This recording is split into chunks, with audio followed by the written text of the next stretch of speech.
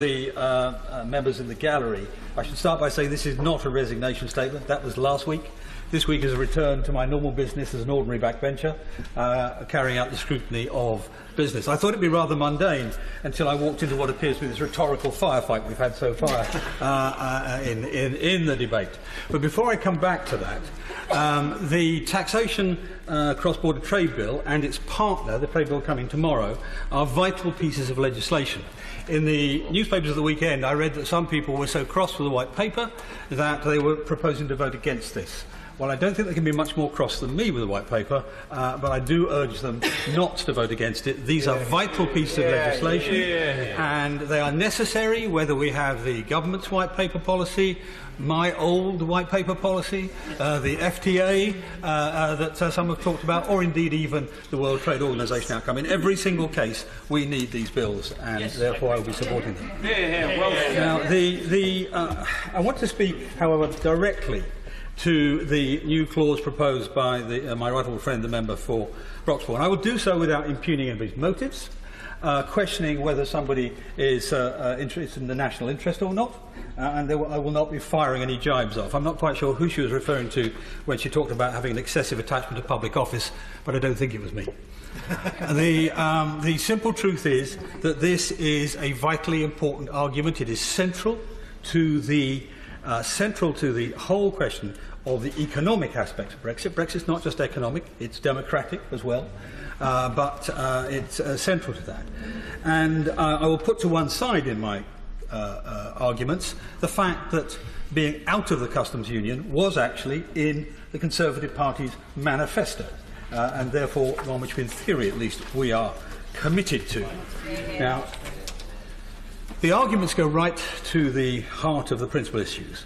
The proponents of the new clauses, they have a clear belief in the national economic interest, but they clearly believe that being outside the customs union will lead to a precipitate loss of trade, and believe that the loss of ability to make trade deals matters less than that potential loss of trade. That's the core of the argument. It is pretty straightforward in that respect. Now, let's look at some facts. Back in 1999, the United Kingdom, in goods, because we're talking about customs union, so it's goods, was exporting 60% of its goods to the European Union, 40% to the rest of the world. Since then, that's gone down by approximately 1% per annum, so now it's about 45% to the European Union and the rest to the rest of the world. Pretty much by the end of this decade, it's likely to be 60-40 in favour of the rest of the world. So the prospect of staying inside the customs union, because it takes away the right to your own commercial policy, the prospect of staying inside is favouring the shrinking minority of our trade over the expanding, fast-growing majority of our, expanding majority of our trade. And that's a very simple, fundamental initial point we should take on board. It also presumes that being outside the customs union... In 1 second I will, yes, let's finish the sentence. It also presumes that being outside the customs union will significantly damage trade because there will be friction at the border. I give way to my right friend. I'm very grateful, my right friend. One of the most remarkable features of the last 20 years has been the globalised economy and the very rapid growth and emergence of major new emerging markets. So inevitably, the balance of our trade was going to grow with them and decline with the European Union. But it's no way to... We want to remain as attractive to investors from the new economies as the old.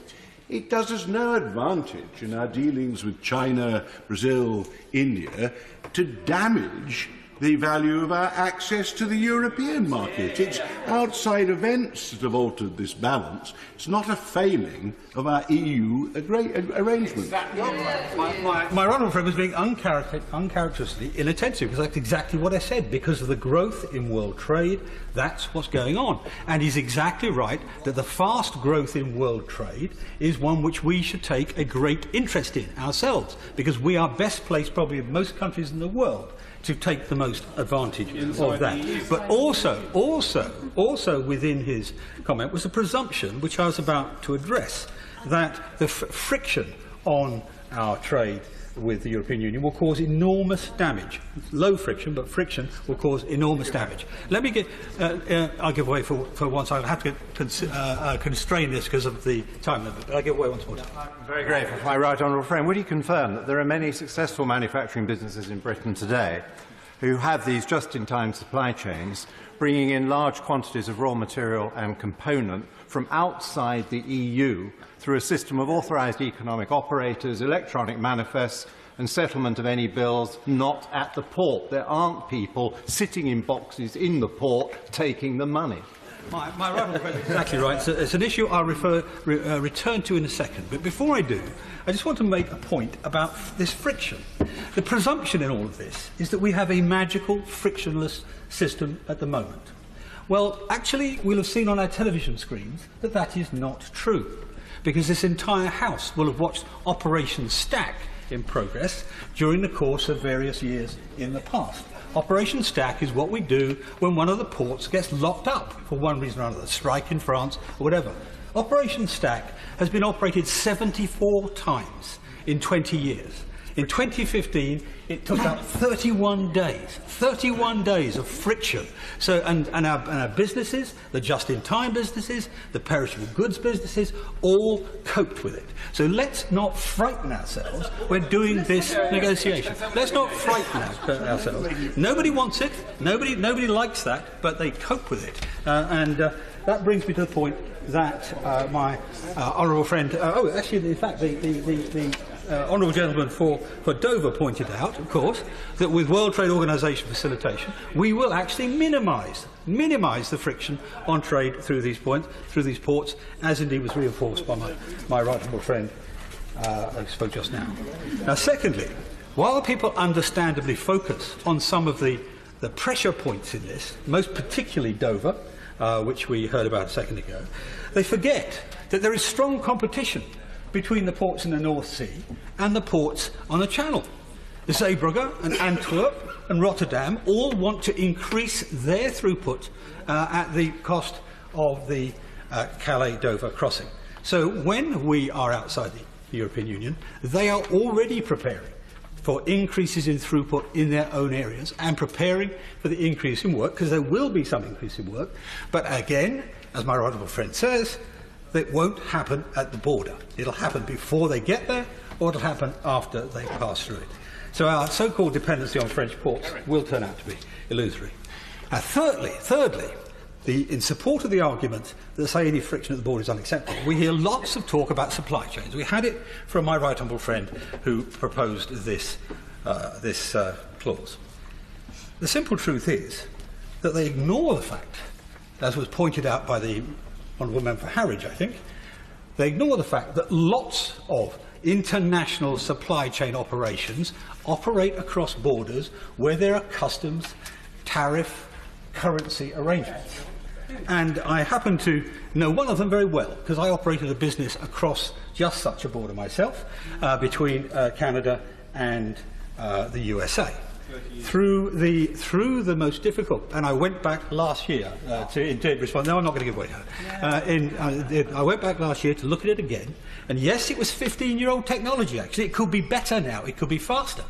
But what happens in Detroit, the centre of the American motor industry, the centre of the American motor industry, and there is in Ontario, across a very difficult, constrained border, tougher than Dover, there is an entire industry supplying parts, components, engines for that motor car industry. And it operates across a border which actually has tariffs on it too. And bear in mind that nobody in this negotiation, no, if you'll forgive me, because I'm short of time. The simple truth is they operate even where there are tariffs, and we are proposing a non-tariff arrangement. There will be no tariffs here. The primary concerns will not be the collection of money. It will be other things that we have to. No, you'll forgive me. You'll forgive me.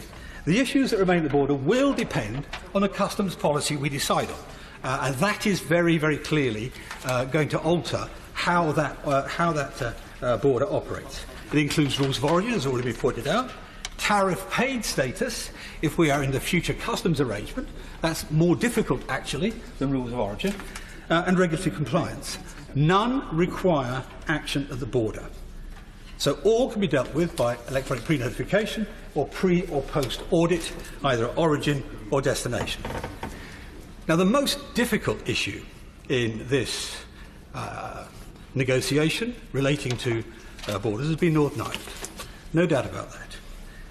There's no way, however, that a UK government is ever going to install a hard border in Northern Ireland.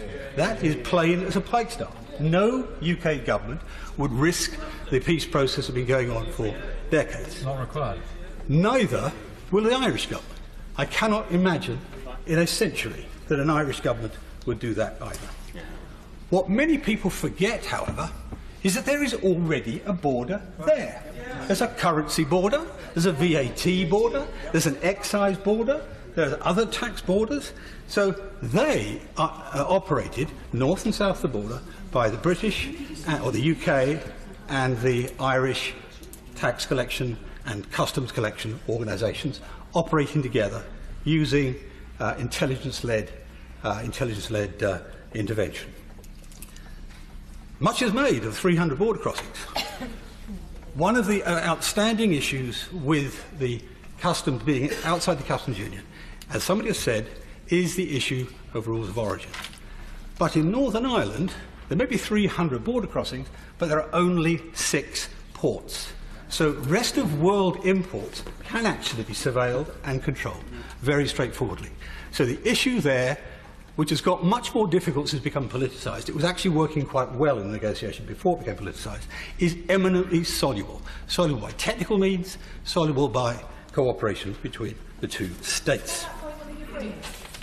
Yes, I'll give way to her. I'm very grateful to him for giving way. If what he says is so about the border, then why was he part of the government that agreed to the backstop last December? Well, they didn't agree to the backstop. They agreed to the joint report, which said full alignment. And she'll remember, well, if she wants to listen to the answer, she'll remember we stand at that dispatch box and say we interpret full alignment as outcome alignment and relating directly to the issues in the north-south strands. Principally agriculture, transport, environment as it applies to the single electricity market. Those are the primary ones. And they are soluble, eminently soluble, by arrangements that already exist in Northern Ireland. For example, the carve-out on environmental legislation. So that's a very straightforward issue. It's been blown up, of course, into something else by the other side of the negotiations. But to come back to the point, the risks and costs of having a customs border are less than is being claimed. And what we're being given up to join a customs union is much more than is imagined. The European Union is a slow and not very effective negotiator of free trade agreements. We keep hearing about their negotiating power, their size.